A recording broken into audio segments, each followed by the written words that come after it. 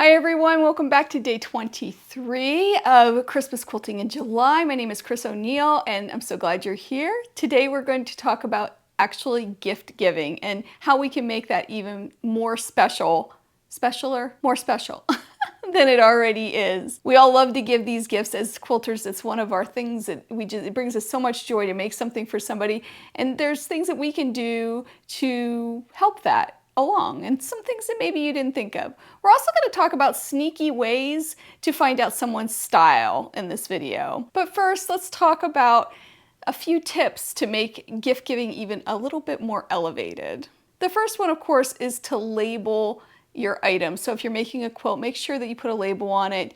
If you're making a small project, you might even consider putting some sort of label or tag on that too, to show who made it, because a lot of times we don't remember where we got something, and that would be just such a shame with a quilted or sewn item. So put something on it, maybe with a special note. You could also tuck a note in with it, talking about what inspired you, why you picked the colors you did, and why you wanted to make them something. That just brings it up to a whole new level when you're giving a gift. Another thing that you might want to consider including is care instructions. Did you pre-wash the fabric?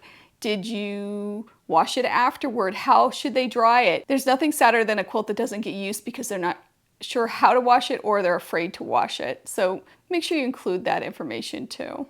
Oh, and another thing, if you are going to put a label on it, make sure you put the year, because again, we don't remember these things. We think we're going to remember, but we don't. And this is something that even the recipient might look back on and think, oh, when did my mom make this for me? Or when did grandma make this for me? And have that information right there. Another way to make it even more special, and this is something I kept in mind through this series when we were doing tutorials, is to bundle things together. So you could do the book sleeve with a book and the bookmark. You could even use last year's tutorial on the pen holder.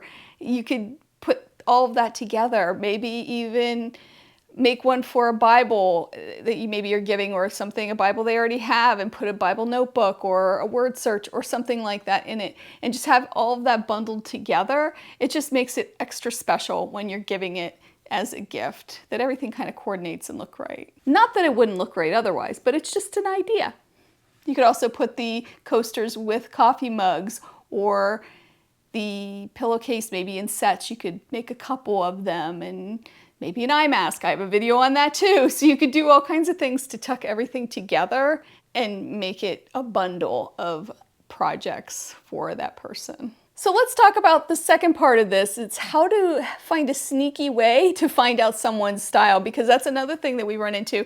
We may not know what their decorating style is, and the last thing we want to do is give them something that is something we like but they don't like. So one way to do that is to pay attention to what they wear. A lot of times what our clothes tell a lot about what our homes look like, the things that we like. Pay attention, of course, to their homes. When you are maybe over to someone's house, look at their kitchen. What colors are you seeing?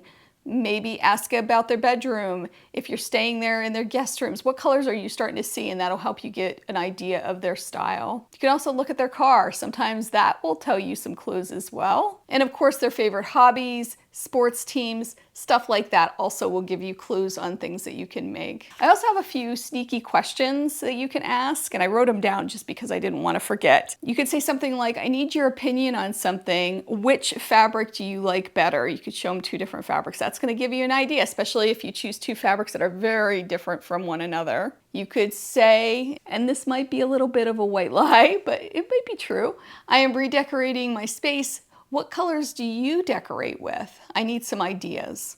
And that will give you an idea of where they're at, and it would hopefully open up the conversation. Another topic that you could bring up, or question that you could ask, you could say something, can you believe that there are Christmas stuff out already? Do you do a themed Christmas decor, or do you do a themed tree? How do you decorate? Do you buy this early? And just get to talking about that and bringing that conversation around to their style, and that will give you a good idea of what they like. So I hope these tips will help make gift giving a little bit more memorable and just give you some ideas, get those wheels turning on how you want to proceed with giving gifts and making gifts and putting gifts together and all of that good stuff. As always, I hope you have a wonderful day. I hope you take some time to sew, and I'll see you tomorrow when we do the layout on the sew along. All my blocks are done. I hope yours are too. And if they're not, you can still watch and we'll talk about it. I'll see you soon. Bye.